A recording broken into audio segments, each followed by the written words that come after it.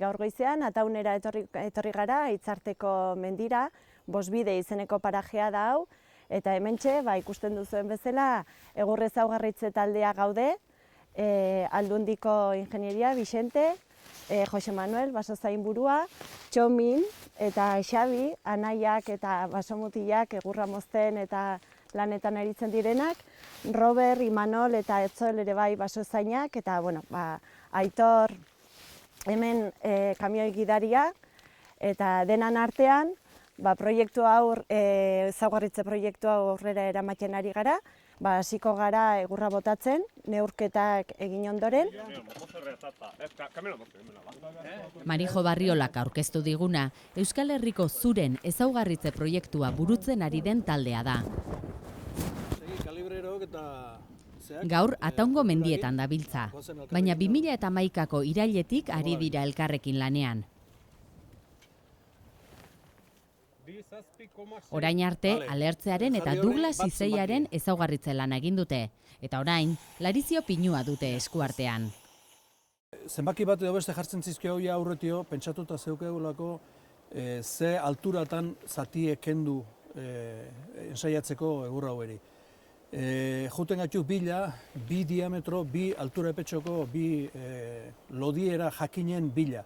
Batekin ata naizio 12 metron laugarren puskan biga, eta besteakin kendu naizio 3. Puskaraino.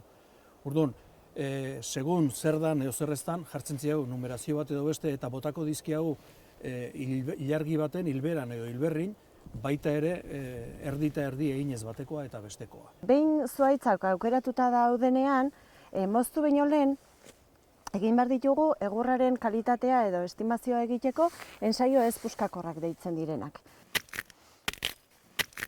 Entxegu ez untxikorrak eginez, zuhaitza bota baino lehen, egurraren barruko kalitatea nolakoa den jakin nahi da. Horretarako soinu uhinen abiadura neurtzen duen gailu bat erabiltzen da.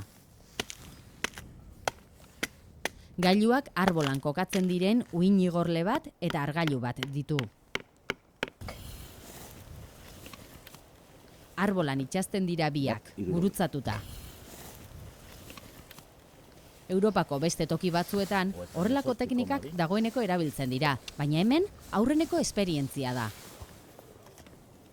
Punta batetik besterako distantzia jakinta, ondak egurraren barrutik pasatzeko abiadura lortzeko, onda horrek zenbat denbora pasatzen duen emanen digu gailu honek. Eta horrekin kalkulatzen dugu velozidadea edo abiadura. Abiadura horrek erlazionatuta dago elastikotasun moduluarekin. Eta elastikotasun moduluarekin jakintzen dugu erresistentzi klasea egurra honena edo kasu honetan zuhaitz honena.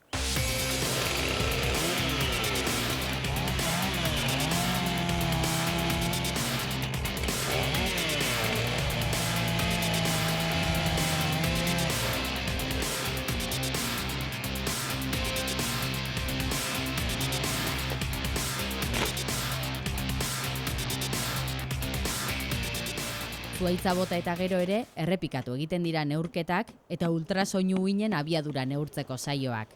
Baina oraingoan, zuhaitzaren luzera osoan, ez soilik ipurdian.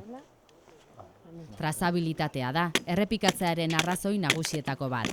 Egurraren jarraipena une oro egiteko aukera. Jarraipen horretan, proiektu honetarako propio prestatu dituzte plakak. Zuhaitza abe bihurtu arteko informazio guztia jasotzen dute. Zein menditan botatakoa den, zein parajetan, zuhaitza bera zein den, ipurdialdea den, 2., 3. edo 4. enborra den.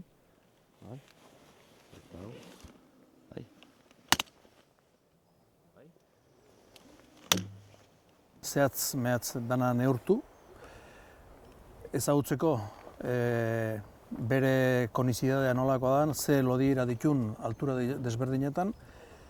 Hortik aterako dugu, moztuko ditun arbola guztin kubikazioa banan-banakoa, eta aldi berean, aprobetxamentuk egiteko garaien, neurtzeko garaien, guk erabiltzen ditun parametroak dira altura epetxo hartzen den lodiera hori, diametro hori, eta guztirako altura, aparatuakin jartzen digun altura hori. Hori sartzen dizkio formula batzutan, kubikazioko formula batzutan. Formula horiek zenbat eta zuhaitz gehiagon datuak sartu eta pulitzen juten dien, hobetzen juten dien, gero ematen dizkiguten emaitzak kubikazioetako asko zorrotzagoak eta zehatzagoak izaten ditu.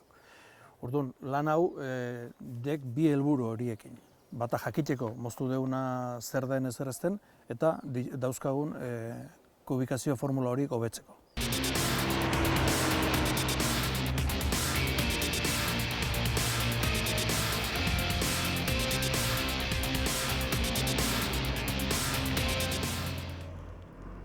Osorik neurtu eta adarrez garbitu ondoren, zuhaitzak markatu eta neurri zehatzetan zatitzen dituzte. A ber, segi, 12 metroraino. Bai. Egituratan erabili ahal izateko, egurrak kalitate adierazle batzuk izan behar dituenez, basoan mozten den zati bakoitzari nortasunagiri bihurtuko den plakatxoa eranzten zaio. Horrela, produktuaren trazabilitatea ziurtatzen da, eta hori ezinbestekoa da kalitate ziurtagiria lortzeko.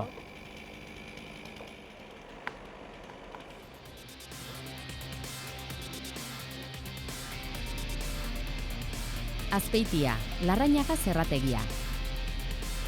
Beste hainbat zerrategirekin batera, honek zuzenean parte hartzen du egituretarako egurra ezaugarritzeko proiektuan.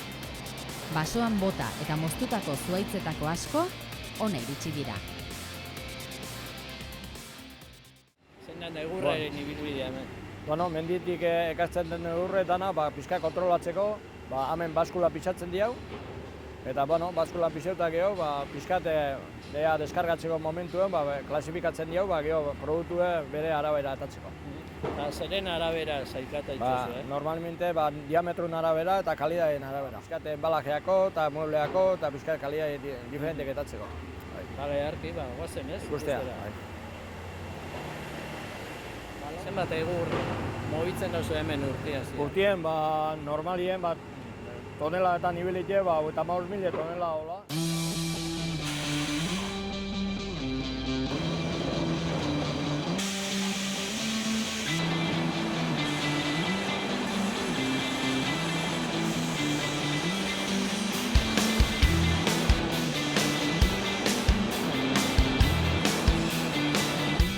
Terramakinen zirkuitua osatu ondoren, zuhaitz ziren haiek dagoeneko hainbat tamainatako abe dira, emango zaien erabileraren arabera. Hemen dauden egur gehienak merkatura bideratuko diren arren, ezaugarritze proiekturako bota direnen bidaia oraindik ez da bukatu.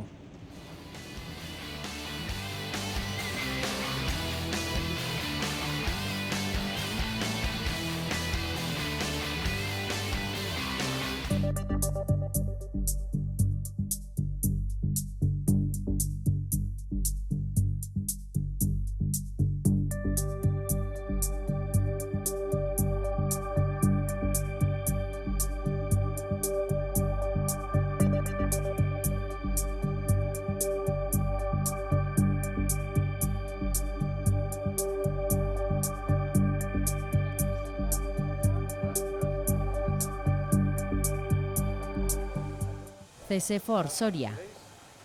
Proiektu honetan bota diren zuhaitzen ibilbidea laborategi honetan bukatzen da. Basoan eta zerran egindako ultrasoinuen txeguak errepikatu egiten dira. Baina gehiago ere egiten dituzte eta egurraren beste aldagai batzueri erreparatzen zaie.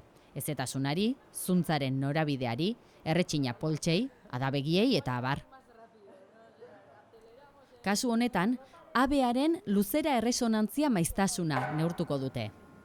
Txalaparta bailitzan, egurra kolpatu eta soinua aztertzen dute. Kolpearen ondorioz sortzen den vibrazioaren maiztasuna alegia.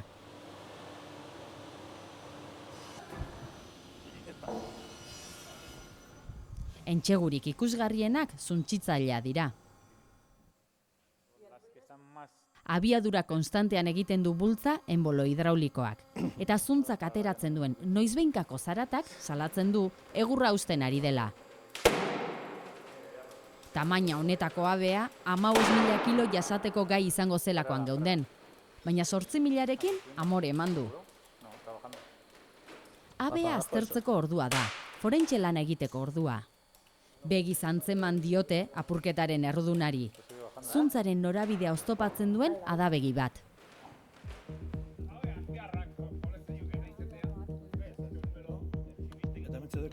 Egurraren kalitate ezaugarriak finkatzen lagunduko duten datuak eta teknikak lortu dira proiektu honetan. Lortutako datuek basoaren ustiaketan eta egurra lortzeko prozesuan lagunduko dute dudabarik. Baina benetako ondorioak lanbide heziketan ikusi eta igerriko dituzte. Proiektu honen bidez, egurra ezaugarritzen adituak izango diren ikasleak trebatu nahi dituzte eta.